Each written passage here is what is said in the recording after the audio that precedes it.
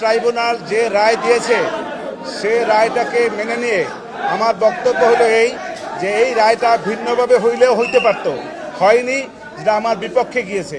সেজন্য আমি ক্ষুব্ধ, আমি আমার ভিতরে কষ্ট লালন করতেছি। এর বাইরে আমার কিছু বক্তব্য নেই, আপিল করার সুযোগ নাই।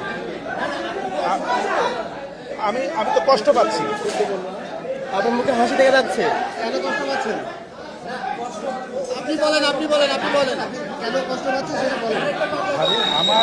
আমার এই জন্যই কষ্ট পাচ্ছি, আমার আসামির সাজা হয়েছে সর্বোচ্চ সাজা। আমার কষ্ট দেবে না, আমি কষ্ট পাচ্ছি। আর আমার পক্ষে এই মামলায় কোনো এপিল করার সুযোগ নাই যতক্ষণ পর্যন্ত আমার ক্লায়েন্টরা এসে মাননীয় ট্রাইব্যুনালে সারেন্ডার করবেন অথবা তারা কোনোভাবে গ্রেপ্তার হবেন।